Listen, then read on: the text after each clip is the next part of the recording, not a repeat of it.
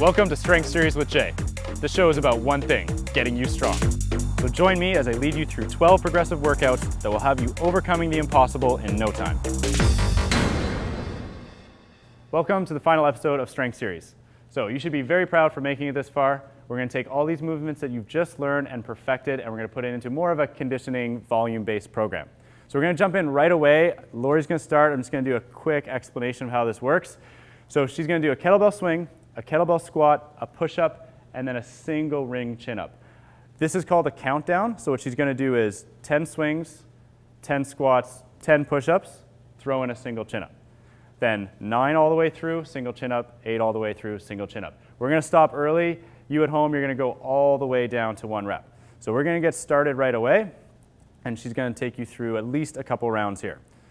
So starting with 10 swings. Good, very nice. And what she's going to do at the end of 10 is transition right into a squat. If you don't feel comfortable doing that, you can always put it down and pick it up, or you can take a little break. So from here, she's going to do 10 squats, again, neutral through the spine, moving just through hips, knees, and ankles. Sometimes this is hard to go from a pure hinge pattern to a pure squat pattern, so if you do need a little break, then take it.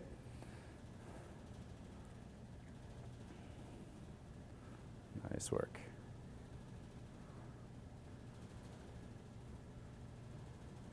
Good job.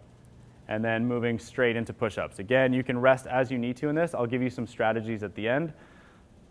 Good. And so controlled on the way down, push hard through the floor to come up. Yeah, much better. Make the most of every rep. So even though it's a little bit more conditioning or it's more, capacity training, we still want the reps to be the highest tension, the most power, and definitely the highest quality. Nice work, Corey. So take a second. And this is where you can or cannot just inject one chin-up. You can do anything that you're currently working on, any exercise that's a project of yours. We'll go with this chin-up for Lori here.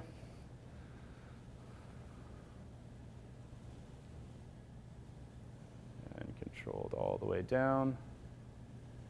Nice.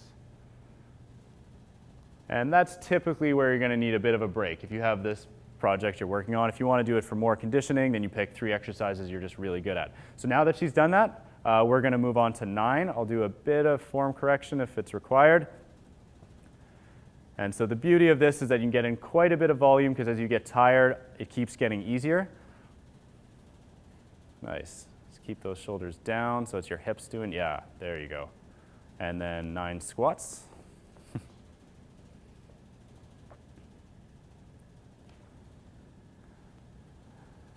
And Lori's going pretty quick between the exercises. Again, you don't have to.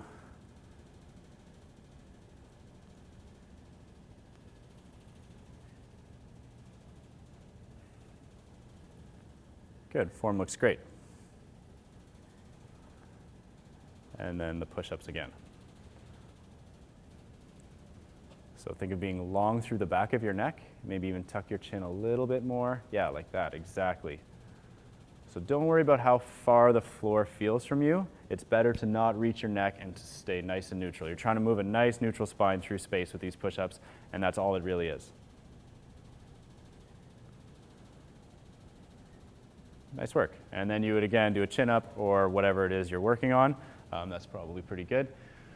So some strategies when you're doing this. Quality is going to be the first most important thing, so just be very diligent, make sure everything again feels crisp, it feels really good. You're doing so many reps that you want to do a lot of good reps, not a lot of bad reps. And then second, you want to do it as quickly as you can, but you're going to think of total time. So if you start off really quick and you go 10, 10, 10, 9, 9, 9, 8, 8, 8, and you get really tired, either your quality is going to go down or you're going to have to take a lot of rest. You're going to think of your total volume in that time. So sometimes it's a good strategy to actually take little rests in between, and then you'll find that you got all that work done in less time than if you just tried to rush it and needed a big break. Another note, now that you're this far and you're good at so many different exercises, you can kind of make this your own. If you see what we did, we just put all the different patterns together. So we had one hinge pattern. We've done one arm kettlebell swings. We've done deadlifts, single leg deadlifts. Anything in that hinge pattern can go in. Then we have a squat pattern, so it's more quad dominant pattern. You can do any variation of a squat. We've had one arm, we've had split squats. It's any exercise you know that you're very good at and you want to build up that volume. Again, with pushing, you can add kettlebell presses and you can do any variation of ring rows for the pulling. So that's a wrap for Strength Series. Thanks for joining us. I really hope you enjoyed training with us, and I hope that you're able to do some things you haven't been able to do before, namely Turkish get-ups, chin-ups, and a bunch of cool stuff. So you should be very proud again for making it this far. Take care.